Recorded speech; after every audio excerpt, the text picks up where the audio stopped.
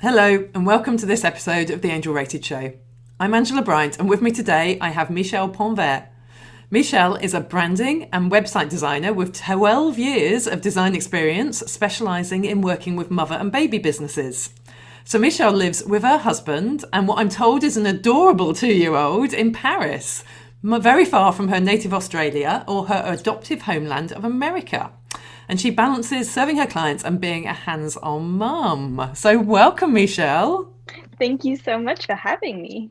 No, it's great to have you here. Do you want to just start by telling us your story, I guess, about how you ended up doing what you're doing now and where you are Oh, now? sure. In school, I wasn't traditionally great at science and maths, but I always loved being creative and I really liked problem solving. So I ended up doing studies in film and theater and ended up getting an MFA, a master's in film for set design. And I had, stars in my eyes. I lived in Hollywood at the time and I worked on TV sets and film sets, and it was really exciting. But I had kind of a year or two in, and I had this moment of pause where I saw all these women who I admired with Oscars and Emmys and doing this amazing work with lives I didn't want. And I saw that they had broken homes or, weren't very close to their kids. And I just couldn't rectify that feeling of this being off in me. So my husband's visa was running up. We weren't quite married yet, but we met in film school. He's French, and his visa was running up, and we decided to just take the leap and move to France. This is 6 years ago now, and I didn't really know what I was going to do with life at that point. I just knew that film wasn't it, that I wasn't going to be able to be a really hands-on parent the way I wanted to be when kids did eventually show up. And I kind of set upon this journey to figure out what I wanted to do with myself and what I wanted to contribute to the world. And I worked for a couple of small businesses in Paris, which really taught me a lot about customer service, about helping small businesses with marketing. And I ended up working on their websites quite a lot, which I adored. And so when I was let go during my maternity leave, I had another moment of pause, and I was sort of at this crossroads again of like, okay, do I go and find yet another job or do I try and make something for myself?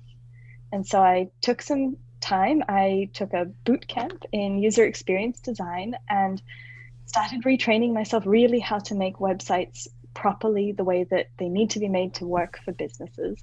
And I launched my own little business, and I decided to specialize in working with parents and baby businesses because I had had a very tough time during my pregnancy and postpartum with my son. I actually had a lifelong medical phobia, which made pregnancy kind of my Everest to overcome.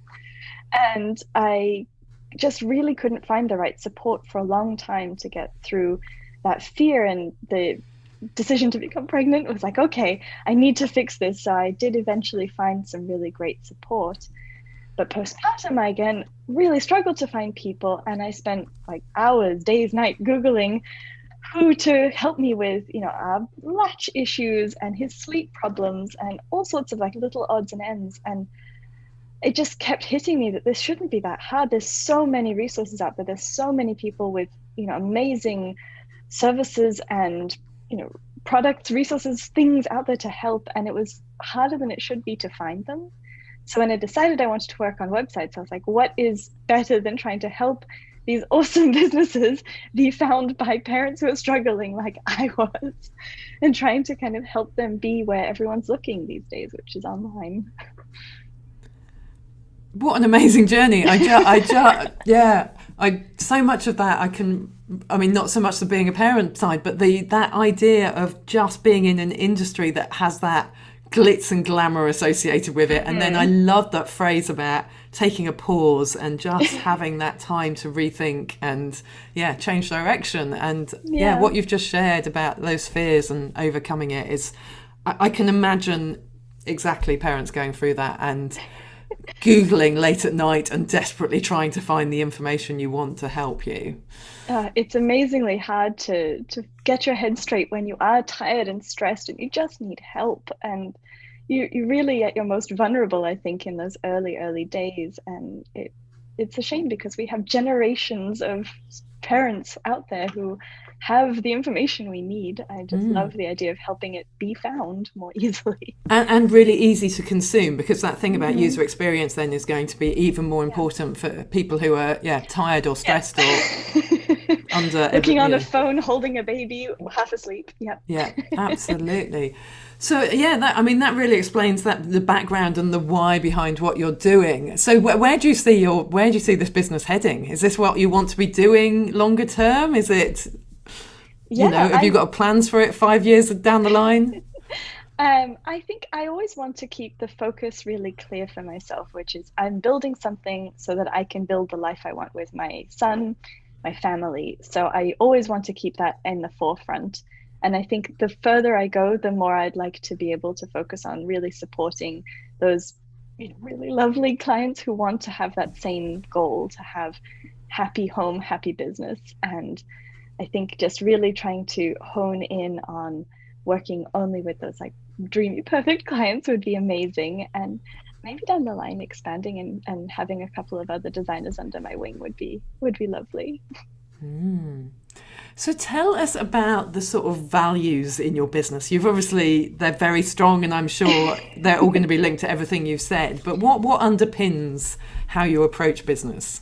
Yeah, so I really believe in empathy as we work on things, particularly when they are around something so sensitive as new parents and new children and family. And I think it's a huge part of creating successful design as well, that really taking a moment to understand the other people in the equation and the other people in our interactions can have such a hugely beneficial impact on the results that we come up with. So I really believe in websites being for the consumer and not for the business, of my process working with clients really being about serving them the best way I can, and just having that sense of putting myself in other people's shoes and helping my clients do that as well. I love it. So what are the what are your biggest challenges at the moment? I think because I am quite a high achieving person, being strict with myself to not overdo the work side. It's so exciting and compelling to work on these websites, and it's so fun, but I really want to remain true to the point of this business, which is to spend time with my family and make sure I'm clear with my boundaries. So I think that's something I will probably always have to keep reminding myself about, but it is core to why this is here. So I'm And that probably rings true for people who are your ideal clients as well. It's getting all that balance right, because for anyone who's got children and wants to keep that focus on family as well as on earning money and balancing all those different things. So tell us something about what keeps you awake at night. Oh, these days my son, but apart from him. Passions or causes that you care about. Yeah, I really feel like the world we live in today is something coronavirus was a horrible experience, but I've been so touched to see how much it's opened up the world to be more global.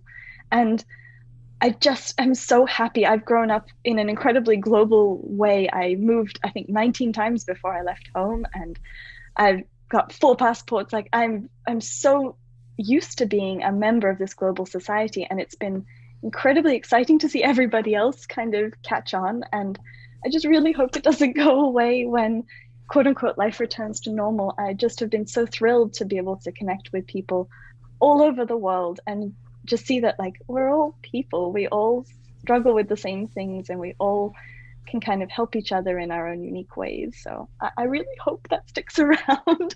I think it's been amazing, even though the circumstances that brought it about are less than amazing. No, I mean, that says a lot about your sort of worldview and how you approach things and how you see things. Are there any causes that you feel particularly strongly about? I do have a very soft spot for trying to be conscious of our environment, of thinking, sustainably, and to try and think planet first, because obviously I am also thinking of the planet I'm leaving my son and his children and his children's children. And I think it's our responsibility to not leave it worse than we got it. So any efforts we can make there is always something I try and do in my home, but I also love to, help bring others along with me if I can. Yeah, no, really important, definitely. Hmm. And any other, I guess, principles or beliefs or things that you live your life by that you'd Oh, like to share? yeah, I think it probably goes along with the empathy thing, but I think being compassionate to other people's situations, we can get a little locked in our worldviews, and I've been as guilty of that as others. And I've really tried to practice just being open-minded about where other people are coming from and their experiences and their struggles. And, there's, I think, good in everyone. So even if we don't agree, I think we can still get along. And that's something I really try and keep at the forefront of how I operate in this world. And including in your business, I assume. Very much so. Very good. So tell us something about how I mean, you talked about looking at user experience design and those sort of things. So tell us about how you keep learning in your business. Oh my gosh, I am addicted to learning. I think that it's something that can never end. And it's so funny. I really hated traditional school. And I only started to love learning once I got into higher education. And it is just exploded out of me since then.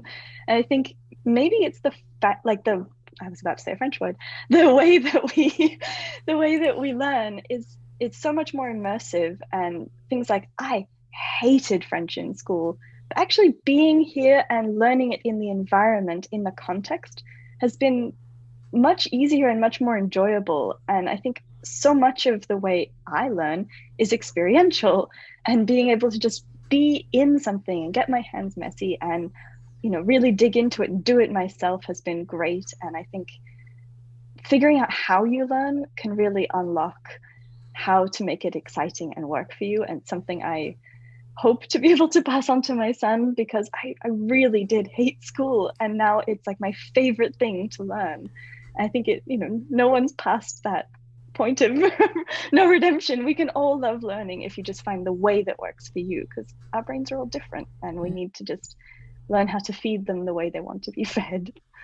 Absolutely, and I think that comes with websites, with online courses and everything. People teach Mm-hmm. in so many different ways, and you really need to understand your own learning style to know what style is going to work for you to gather that information that's A going to work hundred best for you. percent. Yeah, and that makes sense too with the way that we structure our websites. When we're looking at certain types of audiences, we want to make sure it's in the way that they can consume what you have to offer best. So it's really again about empathy and compassion, of like understanding who this is for and what they need you to be able to provide for them to really get the most out of it. Is there something you wish you'd known when you were first starting out in business that you could share? Uh, I think marketing is always something that's bigger than you think it will be. And I'm learning to find the parts of it that I like best. And I think it's always going to be a process. But I was a bit surprised by how much of my energy goes into marketing and finding that right fit of how to put my business out into the world. I don't think I'd do anything differently, but I think it would have been less of a shock to realize it is just like a lot of the work we do as small businesses. Yeah, it's a massive amount. It's just Hmm. is sharing and talking about what you're doing, and yeah, people I don't think appreciate quite how much goes into it from that point of view. Yeah. So you've talked a bit about your this sort of view about being a global citizen and the fact you've moved around a lot. Tell us a bit about your life as an expat, where you've been, where you've lived, how Oh my these different gosh. countries compare. Yes, so I was born in Australia, and I say I'm Australian because that's where I'm born, but I've never felt that connected to any one particular culture.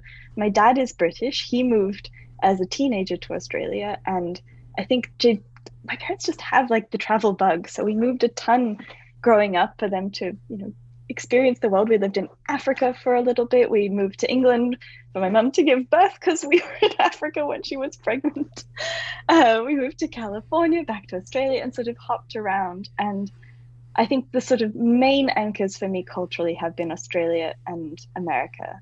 And those are the places that I think have formed most of who I am.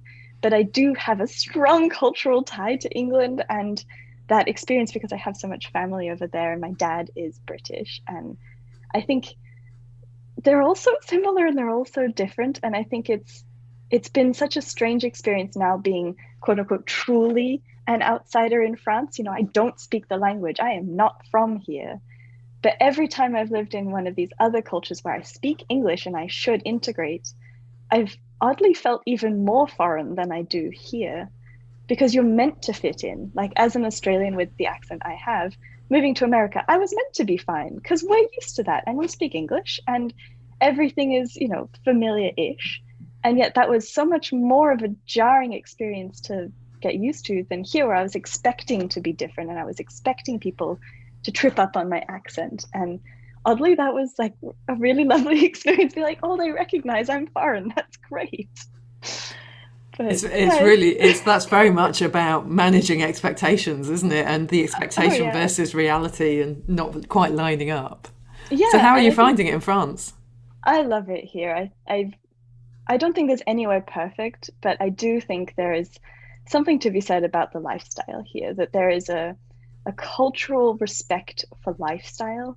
And I really resonate with that there is time for family and that is respected and that taking time to slow down is important. And growing up in these slightly more Americanized ways, it's been something to shake off, but I've been really happy to make that kind of effort and try and enjoy life a little bit more. And I mean, I can't say anything about the food. It's amazing. So I won't complain about that either. No, definitely not. So have you picked up any new hobbies or anything else over in France? I have. It's got nothing to do with France, but I became an avid knitter since I moved here. I love creating and doing things with my hands. And I think it was my mum who just suggested it when we first moved, and I didn't know anyone that didn't speak any French yet. And I have knitted like 20 sweaters and I just love it. It's so kinetic and creative. So oddly enough, being in France is really associated with knitting for me.